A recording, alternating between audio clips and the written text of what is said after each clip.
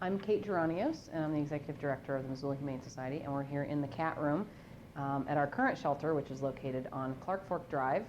Down, easiest way to describe it is by the new Walmart off of the intersection of Mullen Road and Reserve. Our official mission is to bring people and animals together to enrich each other's lives. And when we do that, it obviously means that we're taking in stray and abandoned, abused, homeless animals. But it also means that we try to provide programs for the public that help them with problems that they might be having with their animals to encourage that human-animal bond.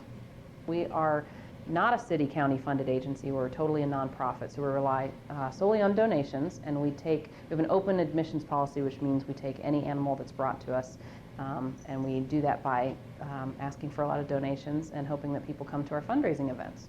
In fact, I think it's about 40% that we take from outside the Missoula city limits.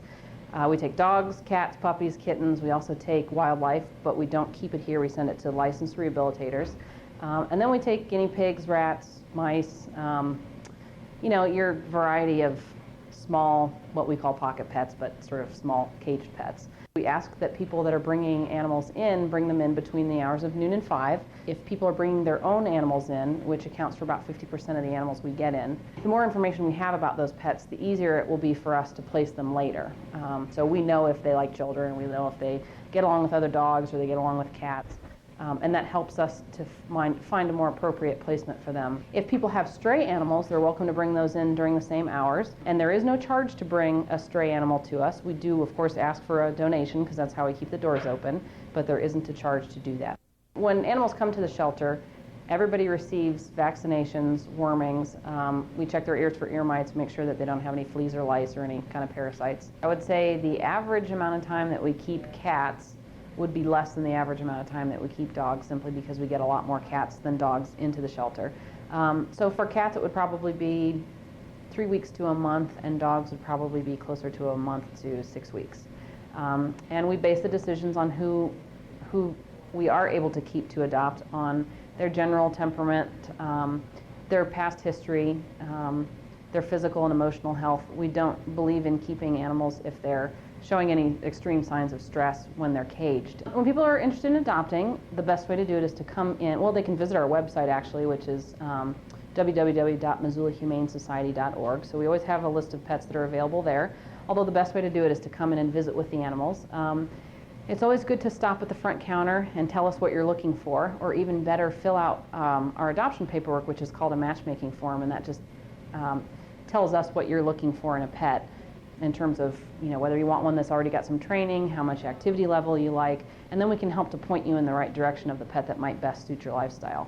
Then once we get you matched up, we'll sit down with you and we'll talk to you about that pet's history, what kind of vaccinations they've had, what they still need, and spend about 20 minutes answering any questions you might have about how to assimilate them to your home or any other pets that you have.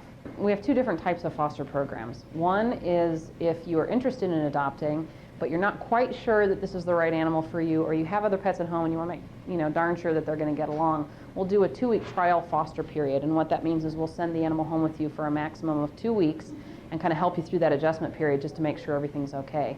We also have a foster program that's more of a volunteer program, and that's what we use if we have, for example, we can't keep kittens in the shelter until they're 8 weeks old, so we might use a foster home. If we get kittens in that are only 6 weeks and we need them to be fostered for 2 weeks, then we'll use volunteers for that type of program. We don't really have very many very strict policies in terms of adoption, except we're very strict about spaying and neutering. That's something that isn't an option. Everybody has to be spayed or neutered before they're adopted. We're pretty flexible about everything else. Our main objective in an adoption program with any adoption of any animal is to make sure that we do our best to ensure that that animal is going to be taken into a home and kept there permanently. So we're looking for a permanent match. We're not just looking for a home where they can stay for 6 months until somebody moves. So what we're trying to do with that process is make sure that you've got an animal that you're happy with so that they'll stay with you for the rest of their natural life. And one of the biggest questions that we get is, can I adopt an animal if I work all day? Well, most of us have to work all day, so there's no reason why we would not adopt an animal to somebody that worked all day. We all have to have jobs, and we have to go out and earn a living so we can buy our pet food. One of the reasons why we aren't flexible about our policy about spaying and neutering is because we wouldn't exist if there wasn't an animal overpopulation problem. So unfortunately, that's something we don't flex about. And we have to euthanize probably between 800 and 900 animals here a year. Some of those are dogs that might be aggressive and we're not able to adopt them out. Some of those are very tiny kittens who come in without mothers that we aren't able to keep here. But the bottom line is there are too many animals, and until people make a commitment to the pets that they have and agree to spay and neuter, unfortunately we'll still be here. Unlike most businesses, we'd like to put ourselves out of business. We'd love to not have to be here because that would mean that there weren't any homeless animals. We get about 1,800 animals in a year, and we have for about the last 5 years. A little over half of those are cats, the rest are dogs, and a very small percentage are rabbits and other small animals. Out of the animals that we get in, we adopt out between 50 and 60% of those animals, which actually, based on the national average, is high. The national average among other shelters nationwide is about 30%, which means they're euthanizing about 70% of the animals that they get in. It costs about almost $250,000 a year to run the shelter, and all of that comes from donations and fundraising events, fees for services, basically donations. We have our hand out and we're always asking for people to make donations, and that's how we stay open. We do also have special programs that people can donate to. We have a fund called the Emily Cantor Fund, and that's in memory of a little girl who passed away some years ago. And this fund was established in order to provide care for animals that come in that might have severe enough injuries that we might not be able to keep them if we didn't have a medical fund on hand to pay for it. So we have, that's available if we get an animal that has a broken leg or they need an amputation or something serious. We also take in-kind donations, which is great because we always need cat food and cat litter. We need things like bleach, towels. There are ways that people can donate that don't take a lot of cash. I mean, if you go to garage sales, we'd love it if you brought us a couple bags of bedding that you find at garage sales, or towels or rags. But again, pet food, canned dog and cat food are always helpful. And then, of course, we always take volunteers. So if you're not able to help monetarily, or even if you are, we're always looking for volunteers that can come and help with the animals or help with special events. Most of the vets in town actually donate free spay and neuter surgeries for us every month, which is fantastic. Those animals that are spayed and neutered already have a much greater chance of being adopted, so we're very thankful for that.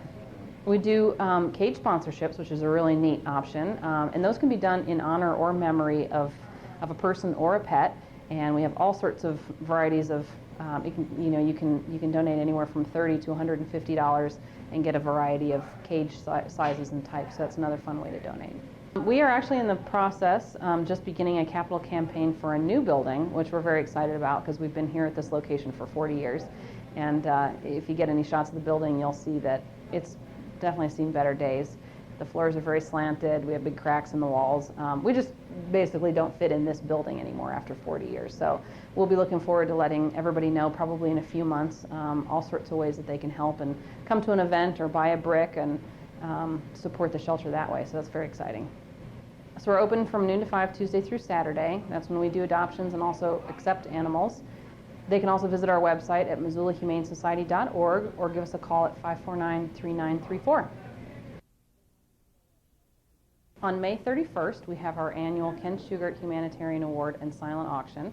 And what that is it's a really fun event where we have appetizers and beer and wine and lots of great stuff on a silent auction. And we give an award to somebody in the community who's done a lot for animals. So that's coming up on Saturday, May 31st. And the tickets are $20 a person or $35 a couple and can be purchased at the shelter or by phone or the night of the event. And it's at the Missoula Children's Theater. And we also have information about that on our website.